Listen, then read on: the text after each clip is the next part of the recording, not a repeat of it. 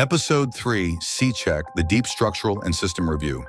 Before we begin, if you haven't already watched episodes 1 and 2 covering the A and B checks, we strongly recommend starting there.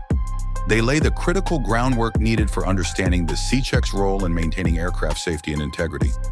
Also, if you're finding this series valuable, subscribe to our channel for more episodes exploring the intricacies of aviation maintenance at the highest technical level.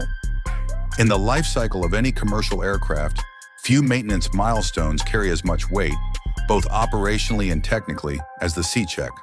While lighter checks like A and B are integrated into day-to-day airline operations, the C-Check marks a turning point in scheduled maintenance. A comprehensive, planned, and invasive inspection that pauses the aircraft's flying duties and opens it up for thorough scrutiny.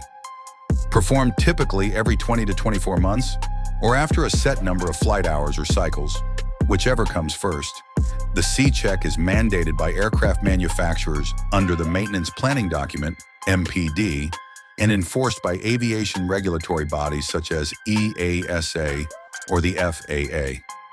Airlines incorporate these checks into their Approved Maintenance Program, AMP, tailoring them to fleet utilization patterns and risk models. But what exactly defines a C-Check? What differentiates it from lighter maintenance? And why does it demand such significant planning? At its core, the C-Check is about depth of access and systematic inspection.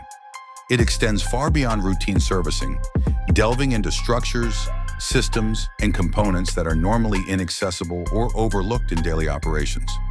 Whereas an A-Check may involve a walk-around, system fluid top-offs, or basic avionics checks, the C-Check involves partial disassembly of the aircraft, non-destructive testing of structural members, functional checks of critical systems, and full documentation review. It is a form of midlife physical due diligence. The nature of the C-Check means the aircraft is removed from service for 7 to 14 days, sometimes longer depending on findings, modification work, or resource availability. This extended downtime has a direct impact on airline scheduling, so its timing is carefully planned months in advance. Maintenance planners must coordinate hangar slots, tooling, parts procurement, technician availability, and task card sequencing, all while minimizing disruption to fleet rotation. Each C-Check is executed through a structured work package, often consisting of hundreds of task cards. These cards define everything from inspections of specific rivet lines or landing gear pins to operational testing of electrical buses or emergency equipment. They are issued by the airline's Continuing Airworthiness Management Organization, based on the AMP and executed by a Part 145 certified maintenance facility. Importantly, the C-Check isn't just about reactive maintenance. It's where preventive and predictive strategies intersect.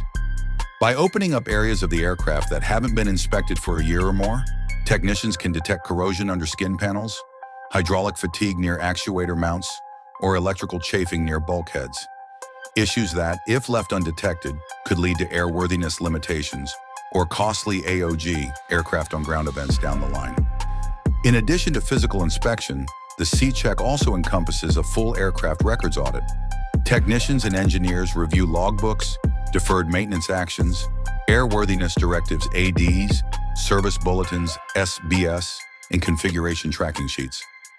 This is the point where past discrepancies are closed, modifications are updated, and the aircraft is brought back into full compliance, technically and legally.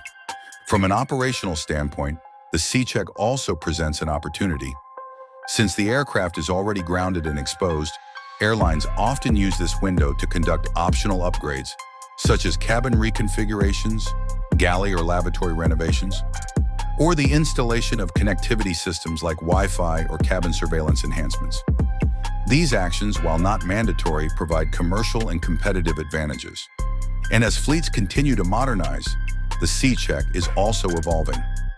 With the integration of predictive health monitoring systems, digital twins, and sensor-driven analytics, the work performed during a C-Check is increasingly data-informed. Airlines can now use real-time system performance data collected during flight to focus their C-Check inspections on high-risk components, wear-prone assemblies, or anomalous trends, improving efficiency and reducing unnecessary labor. Yet for all the innovation, one thing remains constant. The C-check is a non-negotiable anchor in the aircraft's maintenance cycle. It is the moment where compliance meets engineering judgment, where inspection turns into investigation, and where long-term reliability is preserved through methodical execution. Without the C-check, small issues remain hidden. With it, fleets remain safe, certified, and ready to fly for thousands of hours more.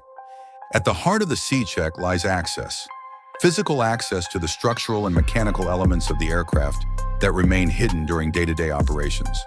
Unlike lighter checks where the aircraft remains largely intact, the C-check requires methodical disassembly to allow technicians to inspect areas that accumulate the hidden wear, corrosion, and fatigue of constant flight.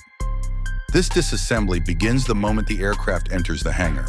A dedicated team is assigned to methodically strip away selected internal and external panels, components, and cabin furnishings in accordance with the work package and MPD. The extent of disassembly varies depending on the aircraft model and the C-check iteration, e.g. C1, C2, C4. But the principle is consistent. Gain visual and physical access to airframe and system components that are not routinely visible or serviceable. In the cabin, this may involve removal of floor panels, galley and lavatory modules, and overhead stowage bins. Technicians gain access to the fuselage crown, lower lobe systems, and pressure bulkheads. In cargo compartments, floor linings and insulation blankets are removed to allow inspection of structural joints, stringers, and skin panels. Externally, access panels are opened across the wings, empennage, and fuselage belly. In some cases, technicians remove aerodynamic fairings, radomes, wing-to-body fairings, and leading-edge panels to inspect rivet lines, lap joints, and primary structural attachments. These are the areas where environmental stress, pressurization cycles, and vibration gradually take their toll. With access established, the structural inspection begins, and this is where the C-check distinguishes itself technically. Visual inspections are just the starting point. Technicians use a suite of non-destructive testing (NDT) methods to evaluate the condition of structural elements without removing or damaging them. Among the most commonly used NDT techniques, ultrasonic testing, UT, sends high-frequency sound waves into materials to detect internal cracks, delamination, or thickness loss, especially useful in locating corrosion between skin layers or beneath riveted joints. Eddy current testing, ECT, introduces a magnetic field into conductive materials to reveal surface and subsurface cracks, especially around fasteners, hinge fittings, and access points. It's highly effective in aluminum structures like fuselage skins and spars. X-ray radiography provides a visual image of internal structures or fluid lines without disassembly, used in complex areas like the wing box or landing gear bays. Dye penetrant and magnetic particle inspection, applied to exposed metallic surfaces to highlight surface cracks or fatigue not visible to the naked eye. These inspections focus on high-stress zones, the wing root, pressure bulkheads, cargo door frames, fuselage joins, and landing gear attachment points. Each area is prone to fatigue in different ways, depending on the mission profile of the aircraft, whether it operates short-haul, high-cycle flights, or long-haul routes with fewer pressurization events, but more cumulative flight hours. For aircraft flying in corrosive environments, such as coastal regions or highly humid routes, the structural inspection scope expands further. Corrosion-prone areas, such as drain mass, wheel wells, and belly skin panels are cleaned and assessed for pitting, oxidation, and material loss. If corrosion is found, structural engineers evaluate whether local blending, doubler installation, or full panel replacement is required.